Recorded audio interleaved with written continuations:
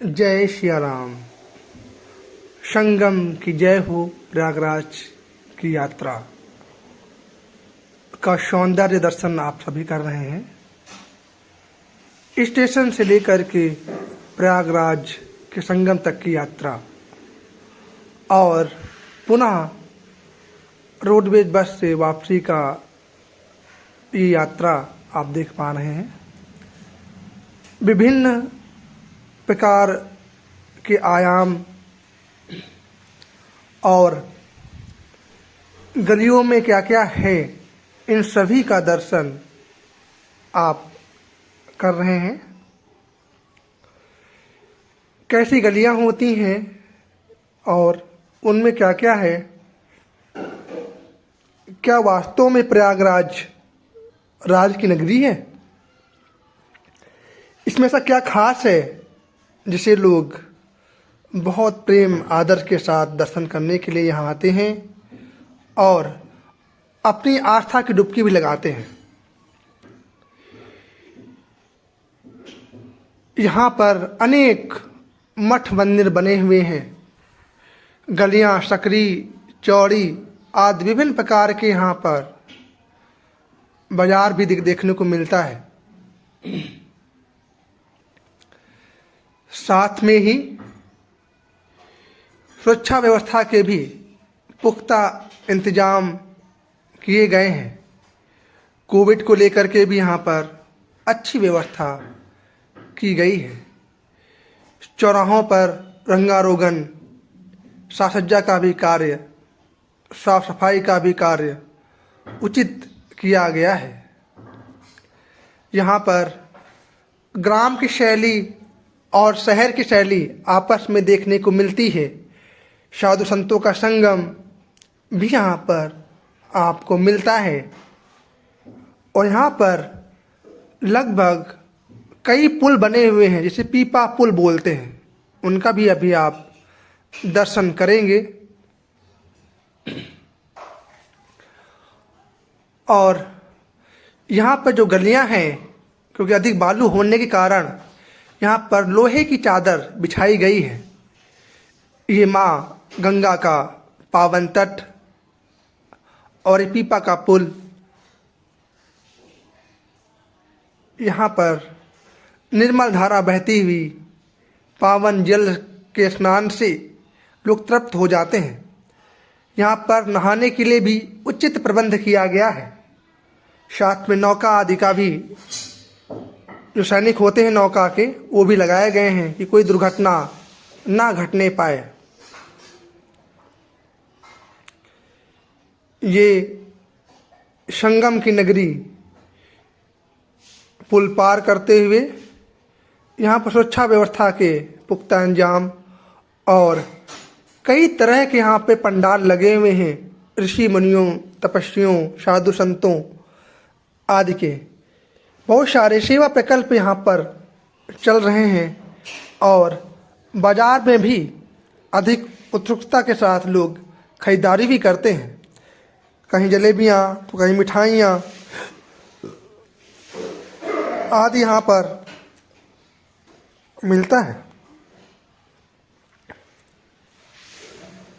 और कहीं पे सनातन संगम, कहीं पे योग, कहीं पे आयुर्वेद, कहीं पे भगवद गीता, कहीं पे रामचरितमानस का पाठ, कहीं पे श्रीमद् भागवत का आयोजन चल रहा है। इस सुंदर सी नगरी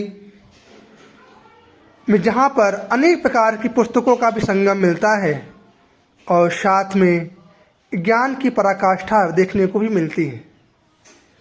संगीत में यहाँ पर रुद्राभिषेक नित्य प्रतिदिन होते ही रहते हैं। महाशिव को प्रसन्न करने के लिए रुद्राभिषेक का विशेष महत्व है। और ग्रामीण स्तरों के जो लोग आते हैं उनके लिए चूल्हा, लकड़ी आदि का भी प्रबंध यहाँ पर किया गया है। और दीपक के लिए कागज की नाव भी यहाँ पर मिलती हैं। लोग अब खरीदारी किया ही करते हैं। कहीं धर्म का प्रचार, कहीं संस्था का प्रचार, कहीं सेवा कार्य मिलते हैं। यहाँ पर बहुत अच्छी साफ सफाई की व्यवस्था है। आपको आगे दिखाते हैं कि क्या ऐसा है प्रयाग में और जो कुछ खास है। इस यात्रा को पूरा देखें और आनंद लें, क्योंकि अभी बहुत कुछ बाकी है इस यात्रा में। इस जल वर्षा के साथ यहाँ पर धूल धक्कड़ को भी बिठाया जाता है कि धूल अधिक न उड़े। इस संगम की ओर यात्रा करते हुए पैदल मार्ग हम लोग चल रहे हैं संगम की ओर जाते हुए। और संगम की ओर तब जाएंगे तो आपको कई पंडाल मिल जाते हैं और यहाँ पर खड़ी विभिन्न प्रकार की गाड़ियाँ और विभिन्न साधनों से लोग यहाँ पर आते हैं और उनकी भी उचित व्यवस्था यहाँ पर की गई है। इस संगम का तीर्थ जहाँ पर गंगा यमुना सरस्वती का वास है। ये महाराज जी की शोभा यात्रा कितने मालाओं के साथ निकाल रहे हैं अपनी शोभा यात्रा। बहुत ही दुर्लभ होता है यह दर्शन। कहीं पर विभिन्न प्रकार के भंडारे चलते हैं, कहीं पे पूड़ी कचौड़ी, कहीं पे खीर, कहीं पे कच्चा भोजन, कहीं पे सूक्ष्म जलपान की व्यवस्था भी की गई है। यहाँ पर नहाने के लिए संगम तीर्थ पे आप पहुँच चुके हैं। नहाने के लिए भी चारों तरफ बाउंड्री वाल बनाई गई है, देख रहे हैं, और चारों तरफ नौकाएं भी लगाई गई हैं जिससे कोई दिक्कत ना हो। यह नगरी कई किलोमीटर में बसी हुई है। कई किलोमीटर में पंडाल लगाए गए हैं और उनका दर्शन कर रहे हैं।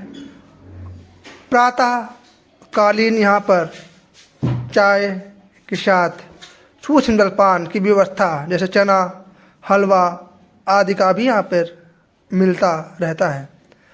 बच्चे भी यहाँ पर आनंद के साथ स्वाद ले रहे हैं। कोई तो अपने पंडाल में लेके जाता हुआ तो कोई कहीं पे लेके जाता हुआ। और यहाँ पर एक खास बात है कि यहाँ पे कोई घर नहीं बने हैं, सब पंडालों में ही व्यवस्था है, उन्हीं में लोग रहते हैं। और क्या सुंदर व्यवस्था की गई है कि बारिश भी आए तब भी लोग ना भीगें। तो ये सुंदर व्यवस्था आप देख रहे हैं। अभी आगे भी देखेंगे कि पंडालों की कुटियों में क्या क्या आपको सुविधाएं मिलती हैं। तो ऐसा दिव्य संगम में ही देखने को मिलता है।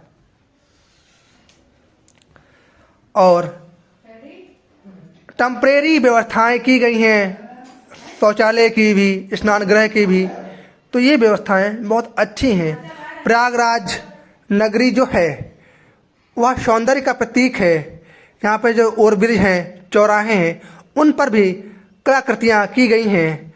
अब हम लोग बढ़ रहे हैं पुनः बस स्टैंड की ओर, जहाँ पर अनेक प्रतिमाओं का, अनेक मंदिरों का संगम देखने को मिलता है। क्या वास्तव में प्रयागराज में कुछ और खास है? आइए जानने के लिए और बढ़ देखते हैं क्या क्या यहाँ पर है। इन पार्कों की मूर्तियों को देख करके ही आनंदित हो जाते हैं सभी लोग। तो यहाँ पर चौराहों पर भी बहुत अच्छी व्यवस्था की गई है जिससे अधिक जाम न लगे।